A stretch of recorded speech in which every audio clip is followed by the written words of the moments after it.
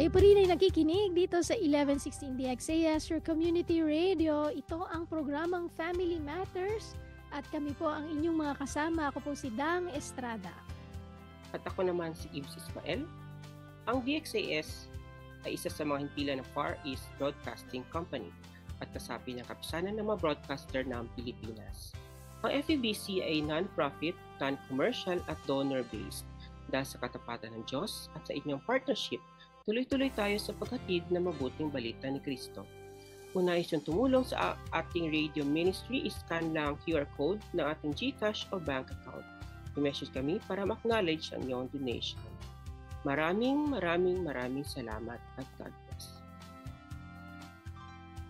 So ngayong umaga ay pag-uusapan natin yung tungkol sa pagsuporta sa ating mga anak para sa kanilang mga daily needs. Ito na yung sinasabi ng ating mga OT na we can train them, no? Na hindi tayo palaging nandun sa tabi ng ating mga anak.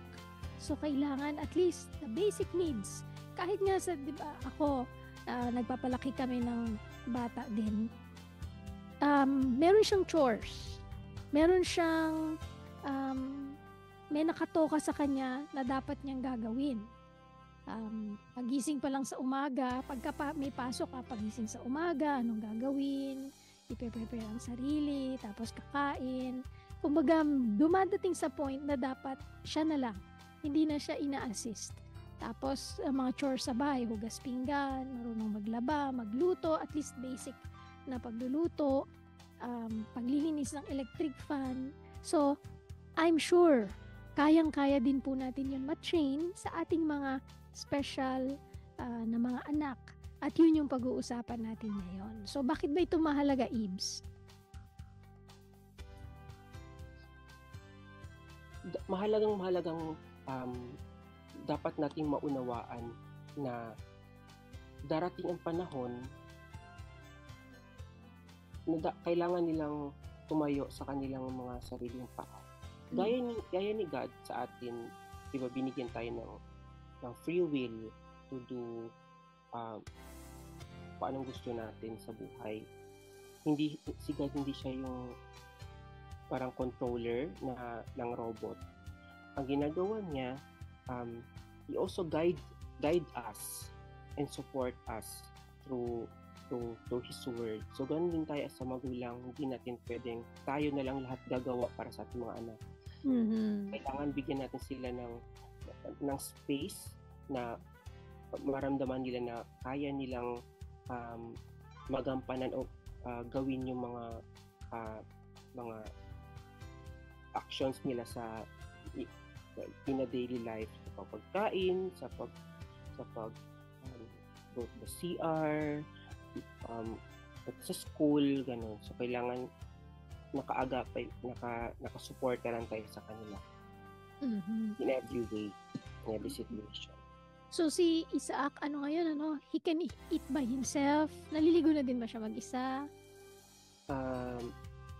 Kaya naman niya maligo na mag-isa, pero alam mo minsan, malinis ka.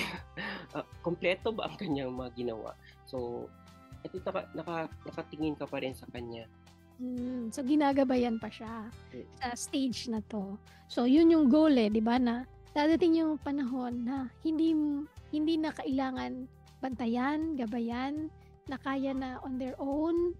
Yung eating niya, kaya niya na mag-isa. Oh, kaya naman. Oo. So, kaya niya din mag-socialize. So, na-build yung confidence niya. Kasi nga, yung pag-build nung kanyang routine, yung kanyang character, doon din yun part din yun na sa school, sa therapy, sa daily life, para consistent siya sa home, sa community, tsaka sa school, ay natitrain na natin sila, diba? So, pag-usapan natin, ano yung mga bagay na gagawin at mga bagay na hindi dapat gagawin at ano yung tamang paraan, So, number 1, over-assisting. Bakit hindi to dapat, Ibs? Minsan, usually talaga, Wait, alam naman or natin yung na or yung parents merong tendency, no, to be over assisting. usually kasi talaga, or yun nga, minsan parati gusto natin mabilis, gusto natin okay ang mga ginagawa. So sige na, tayo na lang, gawin ko na lang. Pero kapag parating ganun, di nila natutunan magtiwala sa sarili nila. So instead of doing everything, I remember yung paano ba yun? I do, you watch. I do the half, you do the half. Then after nun, you do everything, I watch. So din yan eh. So ganun, una-una pakita mo sa kanila, tapos half kayo, tapos siya na, tapos ikaw naman na magtingin. Kasi hindi pwedeng ikaw na lang parati, like si Isaac. Dati, ako pa nagsusuot ng kanyang mga damit. So before siya maligo, ako din nagtatanggal ng mga damit niya. Ngayon, napansin ko na kasi, alam mo, medyo feeling ko na feeling niya, hindi niya kaya. Kaya ngayon, I let him na, ikaw, remove your shoes, remove your clothes, ganyan. So ngayon, nahihirapan lang siya sa shirt niya. Pero alam mo yung, you can do it first. Okay, ganitong gawin mo pag magtanggal ng gamit para mas madali mo. Kasi madali siyang ma-frustrate. Kapag hindi niya kaya, mag-tantrum siya agad. Ganun. So sabi ko, kaya, you can do it. Like, sa pagkain naman, usually, we don't let our kids use the knife. So, napufrustrate pala siya kasi nakikita niya na tayo, nakakagamit tayo ng knife. Bakit siya hindi? So, merong isang specialist na sabi sa akin, pwede naman sila gumamit ng knife.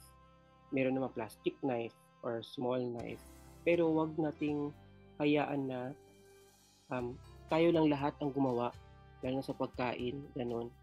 Kasi darating ang panahon na they have to handle certain tools in life on their own. Yes. Ang worry kasi ng mga parents is mahapon, masira, masaktan sila, o kaya naaawa tayo. Kaya ginagawa na natin para sa kanila lahat. Pero ang danger, yun, hindi sila matututo, di ba? So ang dapat gagawin is to encourage independence. Kailangan merong step-by-step na prompts. So, di ba, yung nami-mention natin sa program na kailangan hindi maggamit ng metaphor, dapat literal, dapat clear instructions, step-by-step. Tapos, pag nagawa nila, you celebrate. Diba? Wow, good job, very good, ang galing, diba? Sabi ko sa'yo, kaya mo. So, nagiging, nagkakaroon, nabuboost yung confidence niya. Oh, kaya ko pala. So, all the more they would say na, okay, explore na naman siya ng bagong skill. Tapos hindi siya matatakot na mag-try out. Kasi, hinahayaan natin sila na pagka nagkamali din sila, hindi natin i-magnify yung mali. Hindi ba? Kasi nga yun, magkukos ng frustration. Tapos, pagka nagkamali, pwede natin sabihin, it's okay, you can do it again. Okay, try it one more time. Hindi ba? So, we encourage independence para matatry nila. Kumaga step by step, hindi ba? Kahit na kahit na sino, di ba? Tayo din, hindi naman tayo natuto ng overnight, di ba? So, dapat we allow them to learn. At nandun tayo sa tabi nila. So, magandang example mo nga yung tungkol sa kutsilyo. Diba? Siyempre, it can harm them, pero with proper guidance, matututo sila para yung next steps, pwede din sila magluluto ng kanilang sariling food kasi marunong sila gumamit ng kutsilyo. Diba, Ibs? Bro, minsan natatakot lang ako ngayon. Alam mo, iidlip ka lang ng sandali, tapos biglang makakaamoy ka na parang may nagluluto. Ano nagluluto na siya? Na yung alam mo yung portable na pwede ka magluto. Pwede ka magluto ng mga noodles, yung portable lang siya, yung sinasaksak mo lang. Yun ang ginagamit niya. Eh, ang problema, tanong mo sa sarili mo, saan siya kumuha ng tubig? Diba, kumuha sa CR, ganyan. So, hindi ka sure. Tapos, minsan, di mo alam, baka may basa yung kamay niya, yung abang nagsasaksak, iba ganun. So, kailangan naka-guide ka talaga sa kanya. Oo. So, talagang kailangan tuturuan sila. Pero ang maganda nun, magandang yung experience na yun na, okay, hindi pala siya takot mag-explore. So, you just have to teach them na mas maaga para hindi ka din naninenervyos. Tapos, yung mga portable na yan, kailangan pagtapos na siya gamitin, bunutin agad. Kasi alam ko ano yan delikado yan. So, yun, kailangan lang talaga bantayan. At yung fear natin at worry natin, pwede yan mapalitan kung ititrain natin sila ng mabuti. Okay, number 2. Siguro din Atedang, pag nakita mo nga sila na may ginawa, alam yung first reaction, sisigaw ka, ganyan, papagalitan mo sila. Panic. Panic ka agad. So sila, parang na-shock din sila, ha? Bawal pala, mali pala, alam yung ganun. So kailangan calm ka lang, tapos kung may mali sila, no, it's not the right thing. Do it like this. Para may positive approach agad. Para naman hindi sila ma-trauma sa ganun.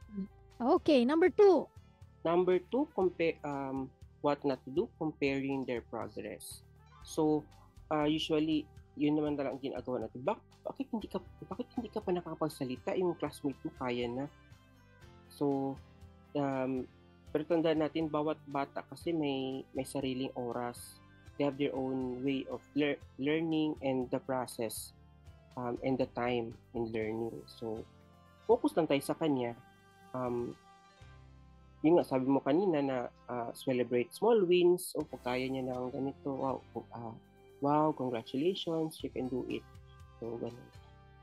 Wag natin i-compare kasi doon din tayo makakahugot ng frustrations. Hindi sa confidence. Kahit na sino, hindi gusto nako-compare, hindi ba? So, mas lalo na po yung ating mga anak with special needs. Syempre, mafe-feel nila na, bakit may iba ba sa akin? May mali ba sa akin? Hindi ba? So, we focus on their individual growth. We focus on their strength. Hindi ba? At give them specific praise. Ito din yung natutunan ko na you don't just tell them na, wow, ang galing mo, nagawa mo yan. Be specific also. Diba na, wow, diba kanina na frustrate ka, nalungkot ka, good job kasi ngayon you practiced yung perseverance. Diba? So, yung character ba, maiha-highlight mo sa kanila na, uy, magandang character pala yun. Magaling kasi you patiently wait. No? Patient ka sa paghihintay. And that's good. Sabi sa Bible, dapat patient tayo. Diba? So, the fruit of the Spirit. Yun.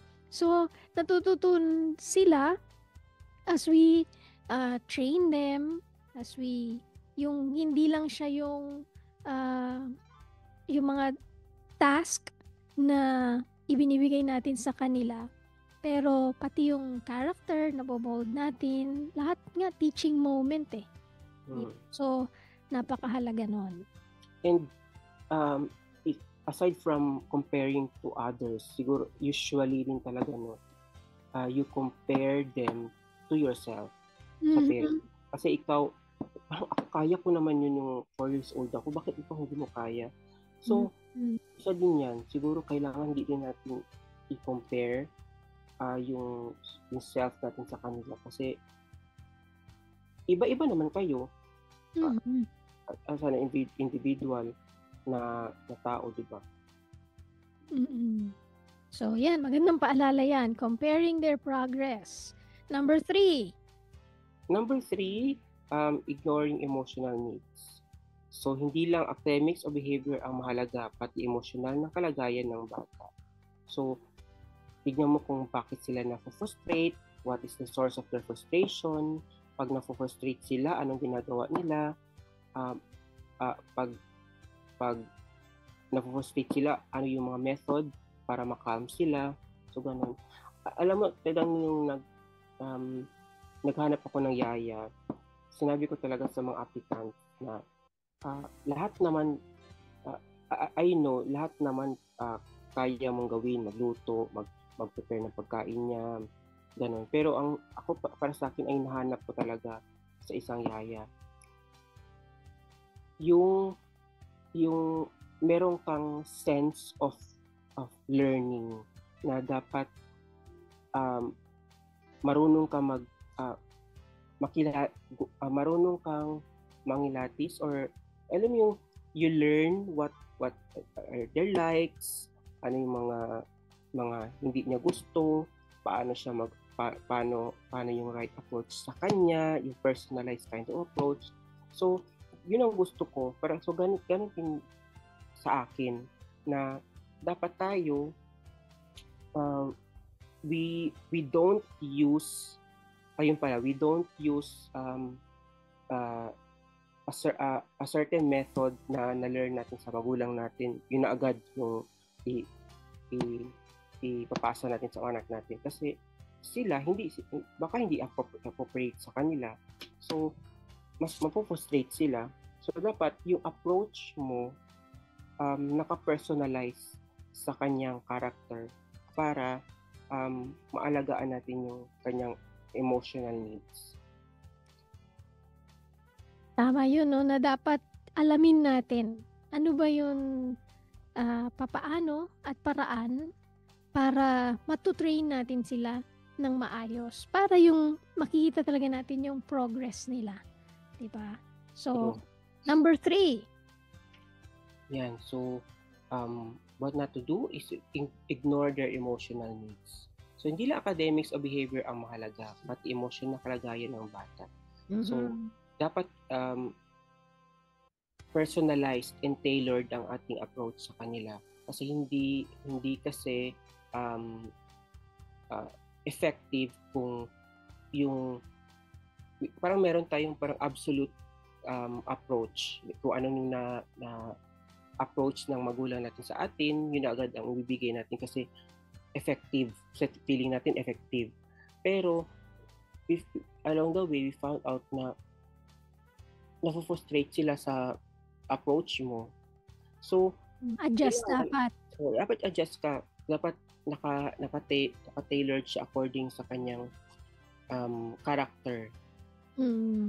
As a whole nga yun di ba? Kasi meron nga yung emotional needs na minsan tayo as a parent, ang goal natin matapos na yan, di ba?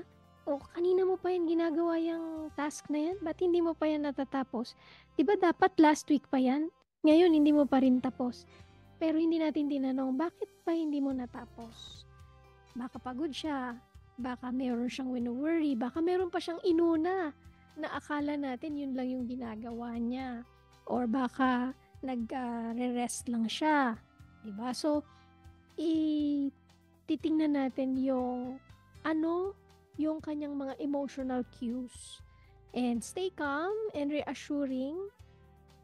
I-allow din natin ng mga sensory breaks, kasi kung tayo kaya natin umupo ng 1 oras para sa isang task hanggang hindi matapos, hindi natin tinatantanan, baka yung anak natin hindi ganon, no? Especially kung may special needs siya, di ba? So kailangan bits and pieces, kumbaga bites and pieces yung pagtatapos nung mga task, hindi siya nung isang diretso na dapat tapos kaagad siya. So yun yung mahalaga na paraan para ma-guide natin sila, diba? To be independent, and so that they can do yung mga bagay na daily task na kailangan nila, na sa atin simple lang, yun na yung sinasabi natin, sa atin simple lang yun ang dali-dali lang nun pero sa kanila hindi madali, hindi ganon kabilis, Kaya kailangan alalayan talaga natin sila. Ikaw ba, meron mga ganun na situation sa inyo ni Isaac? Oo, kailangan talaga alamin mo yung kung bakit, yung source ng kanyang mga tantrums, ganyan. So, example, ito nasabi ko sa yaya dati, di ba parati siya nagsa-cellphone. So, pag natanggalin mo kasi yung cellphone agad sa kanya, syempre mag-frustrate yun. Magta-tantrum siya. So, para matanggal siya doon, gagawa ka ng ibang paraan. So, sabi ko sa kanya, kumuha ka ng papel, tapos mag-drawing ka dyan o magsulat-sulat ka dyan sa side niya. Tapos, parang i-entice mo siya, ganun. Tapos, titingin man yan siya sa'yo. Maiinggit siya, ibababa niya ang cellphone, kukunin niya ang papel sa'yo, so siya na magsusulat. Yung mga ganyung method para naaalagaan natin yung kanyang emotion sa ganyang situation. Kasi iba kasi pag na-stress na siya, matagal ang calming process. Ganun nga rin kahit sa atin, hindi ba? Hindi mo lang pwede sabihin na no more cellphone. Anong gagawin niya? Kasi ang isip natin is kung hindi na ako magsa-cellphone, boring na. Diba? Anong gagawin? So, give them alternatives. Halimbawa, mag-practice ng instrument, o kaya mag-painting, o kaya do something else na hindi siya mapupunta yung kanyang attention doon sa cellphone. Parang kasi yan yung ngayon para hindi ma-bore, diba? Although dapat hindi natin goal yun na kailangan pwede rin silang ma-bore sometimes. O kaya ako, ang ginagawa ko is wala daw siyang gagawin. Kasi iba, ay naku, ang daming gagawin. O maglinis ka dyan, maghugas ka pinggan, magganito, magganyan. Ibababa niya na yung cellphone niya. Kasi alam niya na ang dami kong ibibigay sa kanyang trabaho pagka sinabi niyang wala siyang ibang gagawin. Hindi ba? So, ganun din po, no? Kung baga, magandang strategy yon na i-entice mo siya to do something without forcing them. Meron pa isang example. Ayaw niya kasi magpagupit. Pagupit ng hair. So, meron talaga kami mga times, alam mo yung parang meron siya megaphone sa kanyang bibig pag nagwawala talaga siya. So, dalawa kami nakakapit sa kanya para lang talaga magupitan siya. So, nagtanong ako sa mga mabuti, paano ba talaga yun siya mapagupitan? Yung pala, yung pagpapagupit pala, it's, di ba hindi naman siya normal na ginagawa araw-araw. So, it's something new. So, pag mag-i-insert ka ng something new sa kanya, dapat ipakita mo muna para makita niya, safe lang pala, okay lang pala gawin. So, ang ginagawa ko muna, sinasama ko siya pag nagpapagupit ako. Doon na siya sa tabi. Tapos, tingin na siya sa akin, okay lang palang pagupit. Tapos, next time, pag siya na, okay na siya. So, ngayon, okay na siya. Hindi na siya masyado nagwawala.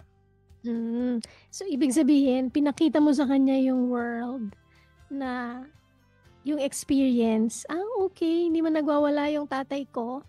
Okay, safe naman. Okay, so, kung baga, ini-expose natin siya doon sa parang feeling niya kasi dangerous, di ba? Parang syempre gunting yun, tapos malapit sa ears niya, naririnig niya siguro, so hindi niya na-feel na safe siya. So, ganda nun, no? So, kaya ito po sa ating mga listeners, baka meron pa silang mga ibang tips, no? Or experiences na po pwedeng matututo yung ating mga listeners. So, ayun, kailangan merong calm and reassuring na environment para talagang yung emotional needs ng ating mga anak ay hindi ma-disturb, diba? Hindi siya ma-frustrate, okay? Para matututo siya. Napakahalaga ng environment na yon. Okay, number 4, ito, limiting their world. Kanina na-mention mo na nga na takot ka na ipagamit sa kanya yung kutsilyo kasi nga overprotecting or preventing them from harming themselves. Meron din naman yung preventing them from new experiences, no? Na kasi baka hindi niya kaya, baka ma-frustrate lang siya, 'di ba? So, wag din tayong mga parents maging hadlang para mag-explore din sila. Instead, we encourage them for safe, that's the keyword, safe exploration, and expose them to social things. And then teach them how to cope. Diba? Kasi baka as they try, pwedeng ma-harm sila, masaktan sila. Pero papaano sila babangon ulit, yun yung lesson na pwede natin maituro sa kanya. So, ikaw, Ibs, sa inyong experience, meron ka na bang ganito na parang una natatakot ka na sa mga new experiences, pero eventually, dahil inallow mo yon, meron kayong bagong na-discover? Sa akin naman, no, syempre may takot. But more than that, siguro honestly, it's more on parang laziness siguro. Kasi, di ba, like ganito, may invitation to a party. So, sabi sa akin, bring Isa along with you.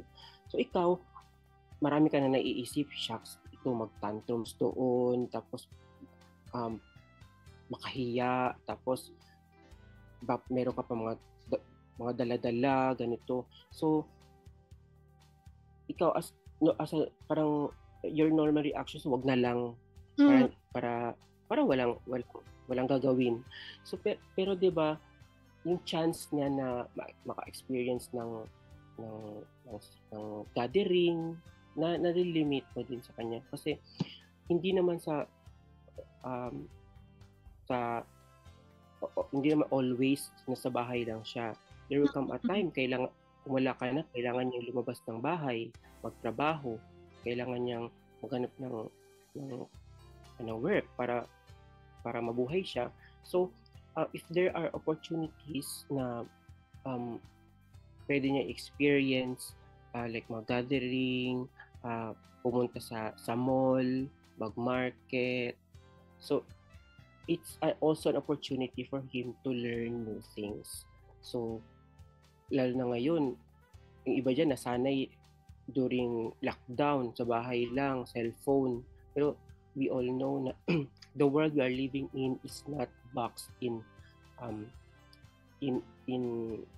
that small gadget. There's a bigger world out there and a better world out there than in the cellphone, in the social media, in YouTube, gano'n. So, kung may opportunity pumunta ng beach, so explore, gano'n. Dalhin mo siya. Travel, ano? So, dapat talaga ma-expose siya, hindi ilimit yung world. At malay natin, doon natin madidiscover, meron pa pala siyang, kumbaga sabi nga, di ba, meron mga hashtag, unlock new skill. So, ganun din, i-unlock natin yung mga bagong bagay para sa ating mga anak so that they can discover new things, new experiences, at kadalasan, yung sa kwento mo, Ibs, ang naglilimit talaga tayong mga parents.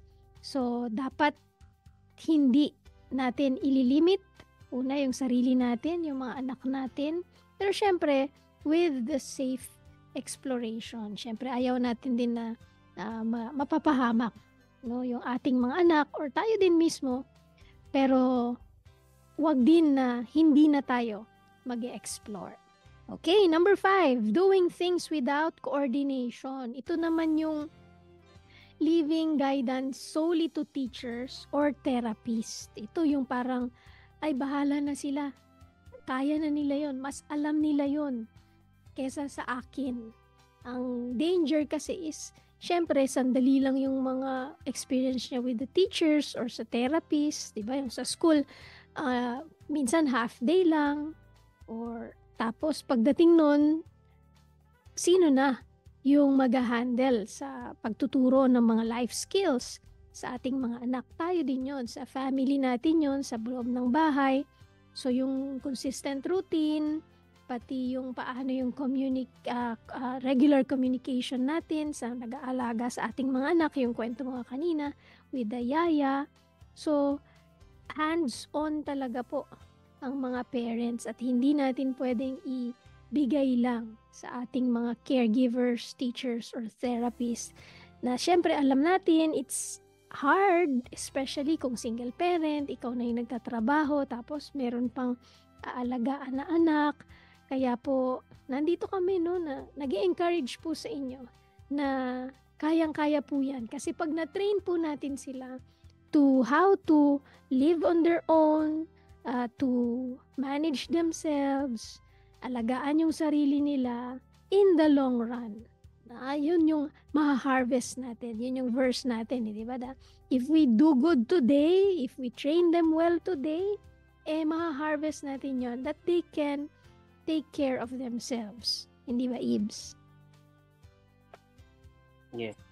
Kailangan meron tayong mga someone in life na meron tayong coordination ng mga teachers, tapos yung mga OT. Together we can do greater things. Yung nga, if we do it together. Sa akin naman dati, alam mo yung mga hindi naman ako trained na OT, so hayaan ko na lang si teacher. Pero hindi na kasi excuse na na dahil hindi ka specialized sa ganito, hindi ka na pwedeng mag-perform ng mga certain mga techniques. So like ganito yung ginagawa natin ngayon sa Family Matters. Practical tips, practical ways on how to handle children with special needs. So, ito benchmarking tayo, ganyan, sharing of experiences, para we can be better parents for them. Kasi yun naman ang goal natin. Maalagaan natin sila.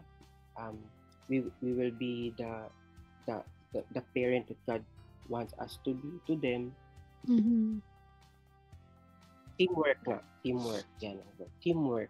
Correct. At yun yung gusto nating i-build dito sa Family Matters, na hindi po kayo nag-iisa. At kami din, no, natututo, at gusto ko yung attitude mo, Ibs, na nagtatanong ka, paano ba to? Nahirapan kami. Napakasimple lang naman, magpapagupit.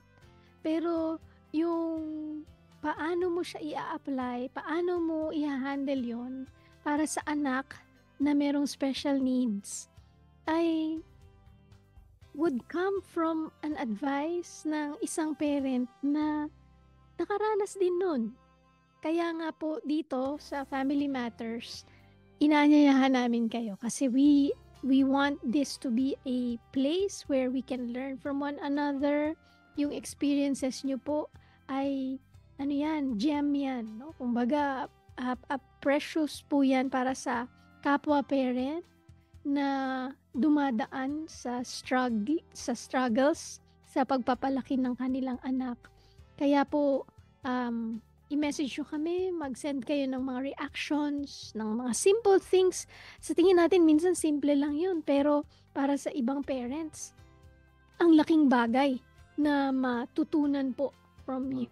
Hindi ba? So, yung mga advice... sige, Ibs. Ayun nga, mga advice alam mo, sabi nga nila na, di ba, experience daw is a great teacher. Mm-hmm. Sa akin naman, I believe that someone else's experience can also be a good teacher. You don't have to undergo the pains and the effects of the wrong decisions that you will be doing along the way. Kasi someone else's experience it na. So, doon mo pala mag-base mo na, okay, ito pala yung right approach. Kasi kung itong ginawa ko, ito pala ang magiging effect nun. So, kung meron mga parent out there na you have questions, hindi mo pa alam, hopefully our Family Matters Saturday edition will help you. And if you know of someone else na hindi mo kayang ikaw magturo sa kanila, tapos feeling mo kailangan nila itong topic na ito, please do share our links to them para naman sila din ay ma-transform at mabigyan ng information na ganito. Yes. So, naku, ang bilis ng oras natin talaga, no? At patuloy po na ini-encourage namin kayo, join us every Saturday dito sa ating mga discussions sa Family Matters. At naku, welcome po kayo. Baka gusto nyo mag-guest dito sa atin, hindi ba? I-share yung mga stories ninyo, mapagkwentuhan natin yung mga learnings. So, sige, final message natin, Ibs, sa ating mga listeners. Encouragement for this week.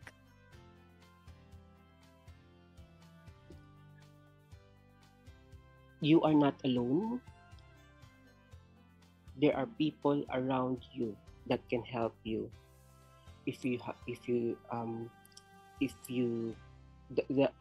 Sabi nga nila the best or the bravest thing that a person can do is to ask for help. If you don't know certain things, ask.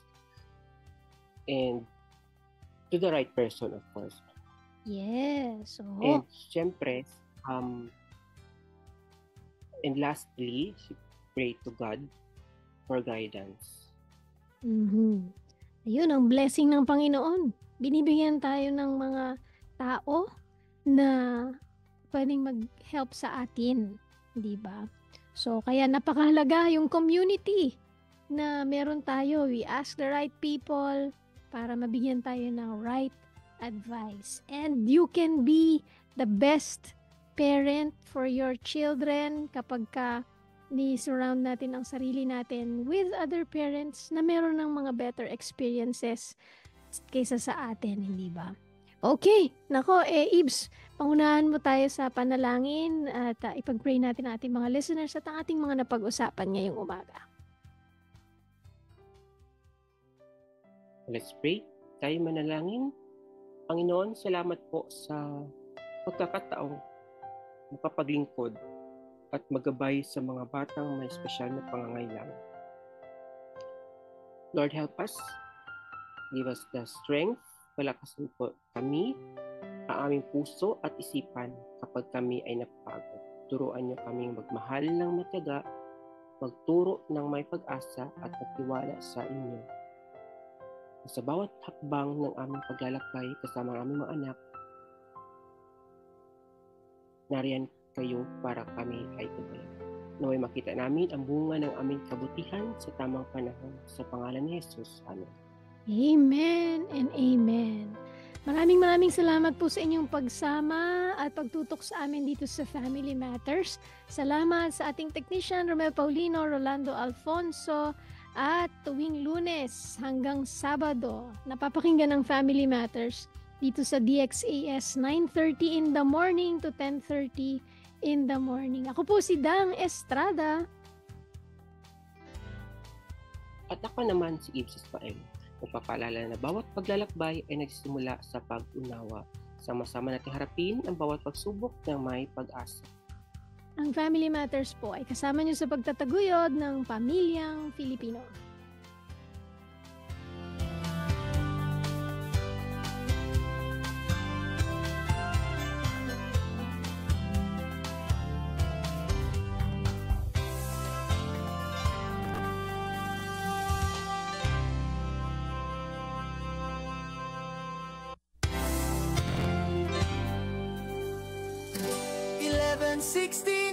DXAS, your community radio.